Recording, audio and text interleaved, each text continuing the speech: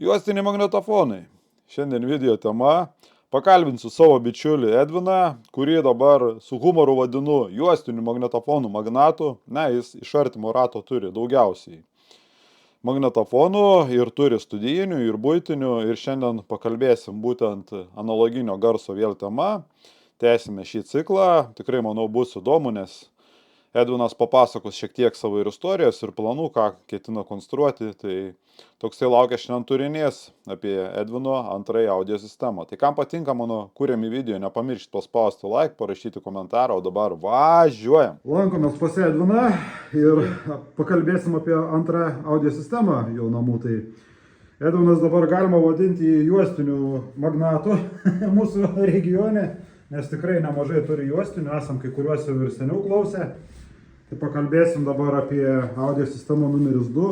Na tai Edvinai, gal pradedam nuo telefonkino tavo istorijos, kaip čia tą telefonkiną įsigijai.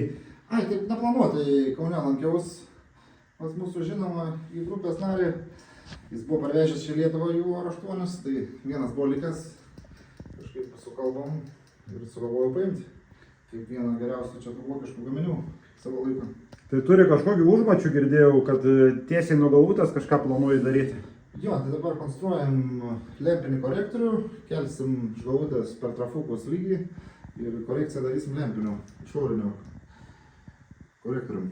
Tai nusimato nemažai dar pas tave turinio ateity ir eksperimentų matau. Nu, kol žiemą laiko turim, tai stengiamės išnaudoti produktyviai. Na, einam dabar prie staderio. Štaderis, tai čia mano tas 4 jau juostinis. Jį čia taip senai radau Suomijoje gerą kainą, tai susigundžiau, prasisinčiau prieš pat kalėdas. Tai dabar kaip tik jį bandom. Na, įdomus, dviejopai, kaip sakant, pamastymai paklausius. Nu, jis čia 807 modelis. Galvos čia ne butterfly'nės, turiu ir butterfly'nę galvą, reikės pamatyti, užmest, pasilyginti. Ir pabandysim su juo padaryti kažkokius įrašus iš galvučių. Patefoną ar tarpusavį. Panalizuosim paskui. Tai staderį žadam tempti dabar į apačią, jungsim prie audio naučių, įdomu kaip susigruos. Jo, dar nekart nejungiau, tai bus pirmas kartas, kaip čia sujungsim analogą. Bus testų Patreonom, tai kas galit prisijunkit, manau bus tikrai įdomu paklausyti, galėsit palyginti. Na dabar einam prie tavo gal kolonėlių. Kvadas čia anksčiau buvo įfilmavęs, tai mes čia buvo prieš metus laiko. Jo, kažkas tokio. Iš Anglo prasisinčiau kvadus ir po kiek laiko į subus ėjom. Bet subų dabar nenaudoju, mažas kambarys, tai žemo parakis.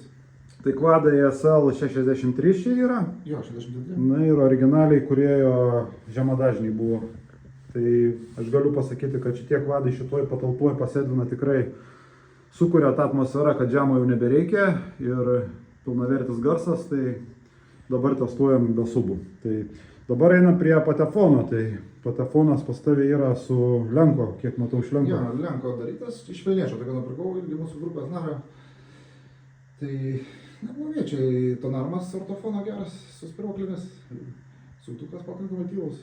Tai šitas tonarmas būtent jau tinka sunkesniem galvutėm? Jo, čia sunkesniem galvom skirtas. Nu ką dar reikės pasidarbuoti prie jo, tai išrišimą pagerinti. Tai dabar testavom Benz galvutę irgi, tai tikrai neblogai suskambėjo, patiko kaip skamba šitoj sistemoje. Na, stiprintuvas jau tikriausiai žinomas visiems iki pat, kaip sakant, įgrisimo jau. Jo, jau čia visi žino tą vardą. Vilsantonas, na, tikrai puikiai grojantis pagal savo pinigėlius.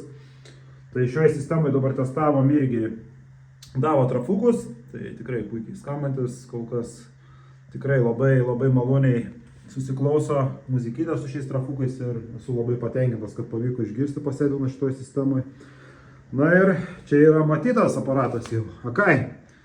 Jo, šitą ką įsigijau, kad galėčiau klausyti tas buvusias buitinės juostas, buitiniam vartotojam 4 takų. Tai vis siunčiuos iš Kanados ar Amerikos. Juostų jau nemažai prikolekcionavau. Na, bet pas tavę juostų irgi paprastų, kaip matau, irgi nelabai yra. Visos Kolumbijos ir tikrai skambančios ir tiek stipriai nedegraduojančios įrašai pats. Būtent va, ta rūšis Kolumbijos, tai gerai išlaikius. Juostai 65 metai, bet viskas liuks. Na tikrai įrašai skamba kaip įrašyti vakar. Na, buvo labai įdomu pasiklausyti šios audio sistemos, dabar eisim, toliau pratęsim, manau, apačioj, tempiam šitą žvėrį į apačią ir pratęsim, testuosim toliau tavo audio sistemą. Labai įdomu tikrai pasiklausyti tokio aukšto lygio komponentų. Na, Edvinai. Na, apžiūrinėjom štaderio galvytės dabar. Tai čia ne butterfly tipo galvutės yra. Tas butterfly'as toks yra. O čia butterfly'us yra. Klausom dabar, atliekam testus. Tai įdomiai skamba. Nu, toksai trūkumas šiek tiek gal aukštų, iš tikrųjų norėtųsi šiek tiek daugiau, bet patys kvadai irgi jie aukščiausio to dažnio nelabai išgruoja, iš tikrųjų esu. Pats jau pas save klausęs daug, tai galiu pasakyti, kad ne veltui kiti ir dasideda tos aukšto dažnius super tweeterius. Su nuotykiai susinešėm visą įrangą į apačią, tikrai vos nenusikėlėm nugarų, nes šitie magnetofonai tikrai iš sunkių yra. Na ir tęsiam toliau testus, testavom Edvino AudioNote projektą, na ir štai dar toliau klausant irgi tą patį girdėjom, kad šiek tiek trūksta aukštų. Po filmavimo Edvinas susiekė su kitais audiofilais, pradėjo diskutuoti, kodėl taip, kodėl anaip. Na ir buvo prieita prie išvados, kad senieji skamba šiek tiek geriau. Aišku, šis Edvino magnetofonas nėra suservizuotas, dar nėra viskas suderinta kaip turi būti, gal ir tai nulėmė. Toliau testai buvo, lyginame telefunkeną, klausėm. Su telefunkeno pajungimu yra daugiau reikalų, nes jungtis nestandartinės. Matot, apačioje va taip atrodo vaizdelis. Tai irgi yra tokių paslėptų dalykėlių kaip skaitiklis. Greitį pakeisti, matovalandos.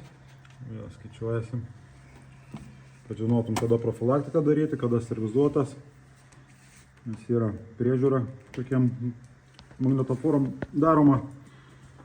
Šitas yra peiliukas juostai nupjauti, kai reikia sujunginėti juostą, suklijuoti. Tai yra tokių dalykėlių, kurių nepastebėsi, taip žiūrėdamas plika akim. Tai dabar klausysim AudioNote. Tikrai labai fainiai, šiandien pasiklausom turiningai. Tai čia tikriausiai paskutinė fazė mūsų perklausų šiandien. O gal dažnai taip va, lėčiau, keisti galvą. Tai telefonkenas, kurį Edvinas turi, tai yra studijinis. Na ir kol kas, ką sugirdėjęs iš magnetofonų, tiek studijinių, tiek tų tokių paprastesnių, tai galiu pasakyti, kad tai geriausias garsas, ką pavyko išgirsti. Būtent iš juostos. Labai džiaugiuosi, kad pavyko pas Edviną pasiklausyti tokiame aukštame lygyje analogo. Ir tikrai buvo tarsi terapija. Sėdėjom, garsas buvo įtraukiantis, malonu klausytis, mėgavomės kiekviena daina išgirsta, kiekvienu kūriniu. Ir tikrai buvo labai geras laikas su diskusijomis ir puikiai perklausa. Tai toksai buvo mūsų video filmavimas pas Edviną ir kas nematėt, pasižiūrėkit dar senesnę praeitą dalį, ten daugiau kalbėjom apie kitus komponentus. Ir nepamirškit paspausti like, parašyti komentarą, susitiksime neužilgo, iki pasimatymo, iki.